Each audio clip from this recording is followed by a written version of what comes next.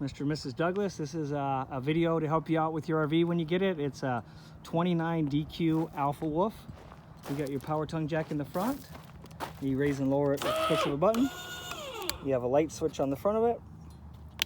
And then you got your battery behind it. And then both propane tanks are full and ready to go. And how this works is this will point to the lever that you want to run off initially. When this empties, the screen turns to red. So if you walk up, it's pointing here and it's red, it's already on the next tank. If it's green, you're still working on that initial tank.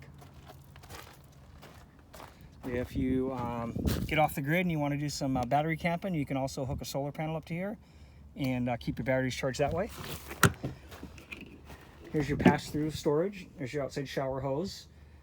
There's your electrical adapter to plug it in at home. And then that golden crank is for the stabilizer jacks.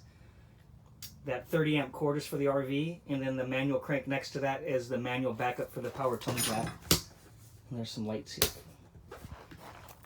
The dog leash, again 29QL.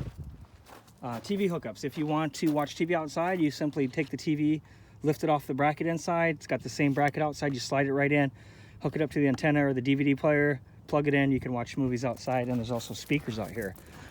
Awning's powered. That's the push of a button, and I'll show you how that works. And then you got your outside kitchen. There's an ice maker here. Pour water in, it'll make ice, and if it melts, it recycles it.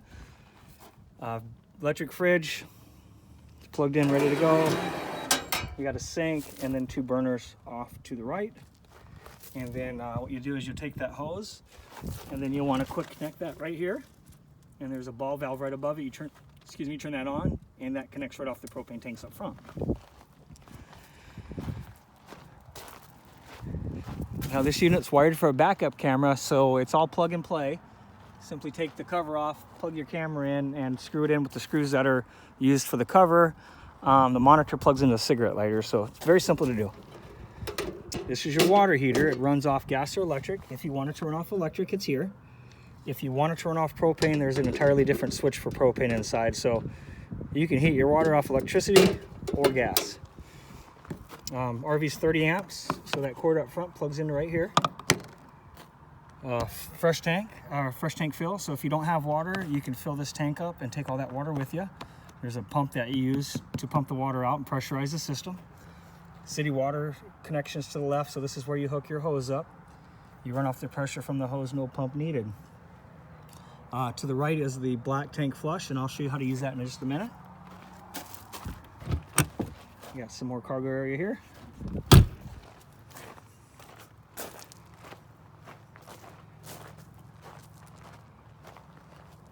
Okay, you got your sewer here. Black gate valves in the middle. So what you do is you unhook the sewer cap, hook your hose up. After you're all hooked up, you pull that gate valve, and that'll dump the black tank. Once the toilet tank's emptied, you'll hook a hose up to the flush out close to the city water connection. Make sure you don't hook it up to the city water. So hook a hose up to the black tank flush, make sure the gate valve's open and the black tank's dumped first. Rinse that tank out for a while, shut the hose off, close the valve, you're all done with flushing the black tank. The gray tank is for the bathroom sink and shower. The galley is the kitchen sink tank. So pull those last, and I'll kind of rinse your sewer hose out for you. But again, I want to stress the importance of making sure the black gate valve is open when you have the black tank flush running. Or it'll flood the trailer with sewage is what it'll do. I can tell you when the trailer was made. It's the day it was built. There's your VIN number, tire size, air pressure, all that kind of stuff's right there.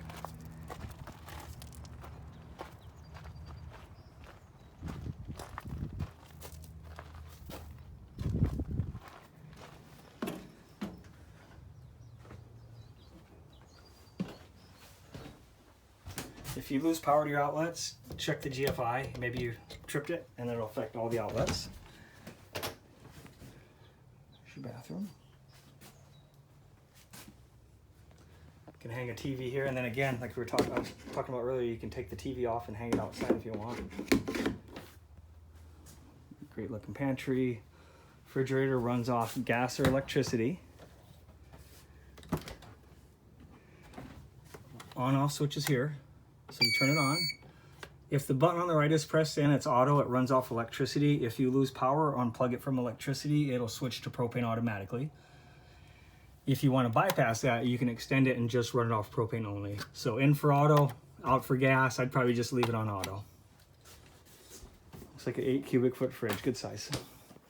All your breakers and fuses are below, so if you have any issues, check your breakers. Anything that runs off electricity is run through a breaker.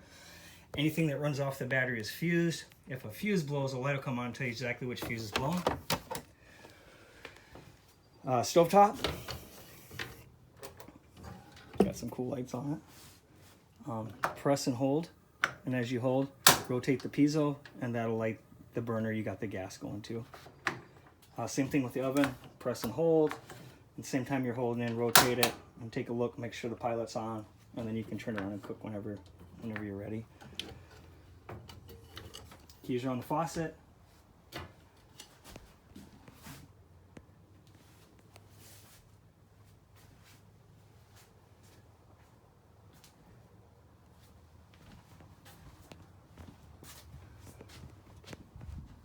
Okay, this is called your monitor panel. This will let us know how full the battery is. It shows it's full. Fresh water tank is full. I'll get that drained. Black tank is empty. Just ignore the black 2. We don't have 2 bathrooms. Gray 1 is the bathroom, sink, and shower like we talked about, and then gray 2 is the kitchen sink, which is called the galley outside. Water pump is for the fresh water tank. So again, if you got the tank filled and you're using it, turn the pump on. Water heater propane switch, and these are various lights. Slide room in and out. Make sure there's no debris in the way. And then go ahead and press the button and run the slide in.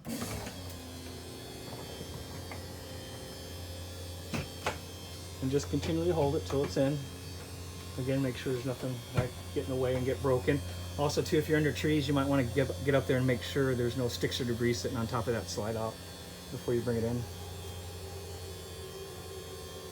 And this is a dimmer for the awning lights outside. And this is your awning button. Press it down to run it out and then in to run it in. If you get heavy wind or heavy rain, put it away. Wind is a great way to lose that awning. Hope this video helps. Of course, you can call me if you need anything. You have my number, 231-855-9998. And thanks for your purchase. And again, if you need anything, give me a call.